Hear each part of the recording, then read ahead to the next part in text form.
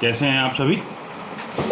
मैं इस समय जिस पाठ को लेकर के उपस्थित हुआ हूँ उसका नाम है काले मेघा पानी दे। जैसा हमने देखा कि जब वर्षा ऋतु में बारिश नहीं होती है तो हमारे ग्रामीण क्षेत्र में अनेक प्रकार की लोक प्रचलित रीतियां हैं जिसके द्वारा हम वर्षा के देवता इंद्रदेव का आवाहन करते हैं। लेखक ने इन घटनाओं को, अपने जीवन की इन घटनाओं को संजोया है। एक संस्मरणात्मक शैली में लिखा गया ये पाठ श्री धर्मवीर भारती जी के द्वारा, जिसमें वो 50 वर्ष पूर्व की घटनाओं को याद करते हैं कि कैसे गांव में जब वर्षा नहीं होती थी तो 8 से 10 साल से लेकर के 16-18 साल तक के बच्चे जांघियाँ पहन कर के इकट्ठे होते, मेंढक मंडली और सेना बन कर के गांव-गांव में, पूरे गांव में घूमते और गंगा मैया की जय का नारा लगा कर के लोगों से जल का दान मांगते।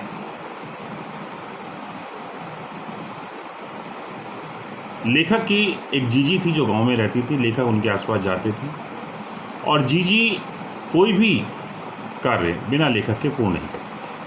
कोई भी धार्मिक अनुष्ठान हो, पारिवारिक कार्य हो, वो लेखक से कराती थी। लेखक के ऊपर आर्य समाज की जीवन शैली का प्रभाव था, अतः वो इन चीज़ों के प्रति अपना एक विरोधात्मक प्रतिक्रिया रखते थे। लेकिन जीजी कहती कि बेटा, भैया, राजा, अगर हम किसी चीज़ का दान नहीं करेंगे तो हमें कैसे मिलेगा।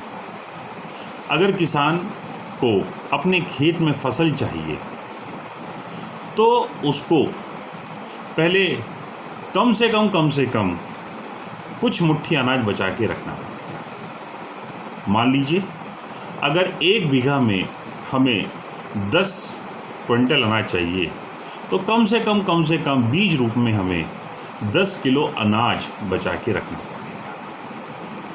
आप देखिए, आम की एक गुठली लगाई जाती है और वो जब गुठली टूटती है तो पौधा बनता है और पौधे से पेड़ बन जाता है। फिर कितने आम हम जीवन भर खाते हैं। लेखक दीदी के इन तर्कों के आगे नतमस्तक हो जाता, चुप रह जाता, लेकिन मन में कहीं ना कहीं उसको ऐसा लगता कि जो लोक रीतियाँ हैं ये क्या है, एक आडंबर है। आप देखिए कि जब गर्मी के महीने में पानी मिलना दूभर हो जाए, ऐसे में पानी फेंकना और उसके ऊपर से अपनी बात को सही साबित करना लेखक को अच्छा नहीं लगता।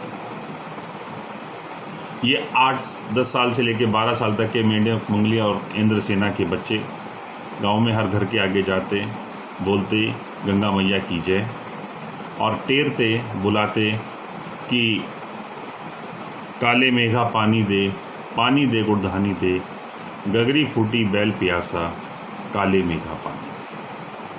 प्यारे बच्चों, जब सावन का महीना भी लग जाए, जिसको बरसात का महीना कहते हैं, वर्षा ऋतु कहते हैं, अगर तब भी बरसात ना हो तो अनेक स्थानीय लोक रीतियाँ हैं, लोग जिसका अनुपालन करते हैं। जैसे कहीं मेंढक मेंढकी का विवाह कराया जाता है, कहीं पर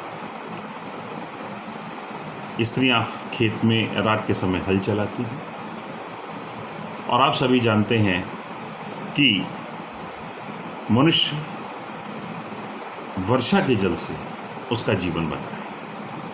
अगर बारिश नहीं होगी तो धरती में जल नहीं जाएगा, बारिश नहीं होगी तो पहाड़ के ऊपर बर्फ़ नहीं पड़ेगी, जो गर्मियों में हमें नदियों के रूप में, जल के रूप में हमको मिलती है। यानी प्रकृति का संतुलन बिगड़ जाता है।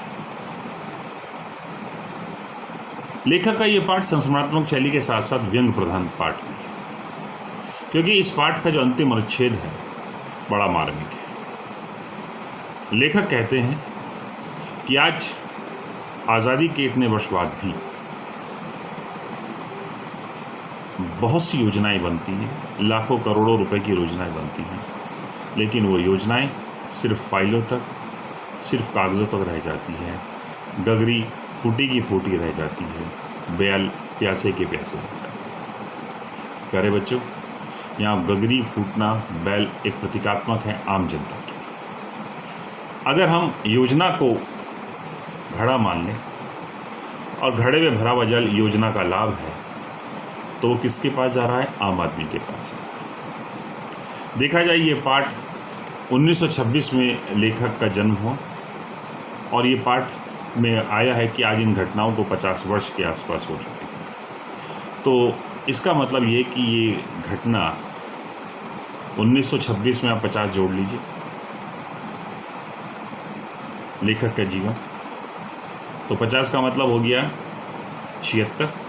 और जिस समय लेखक ने कहा कि मैं एक आर्य समाज सभा का उप मंत्री बन गया था, तो 17-18 साल की अवस्था रही होगी।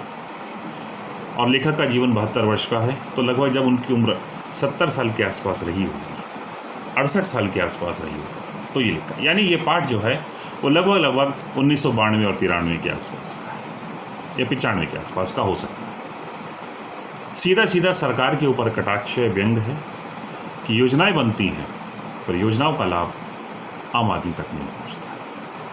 और निश्चित है बेटा, जब हम देखते हैं तो बहुत सी योजनाएं ऐसी हैं जो कागज़ों में सिमट जाती हैं, आम आदमी तक नहीं पहुंचती। तो लेखक एक प्रश्न रखता है हमारे नेताओं पर, हमारे सिस्टम पर, कि हम इसको बदलें, हम इसके प्रति अपने व्यवहार को बदलें, अपनी सोच को बदलें, ताकि बैल प्यासे ना रहे।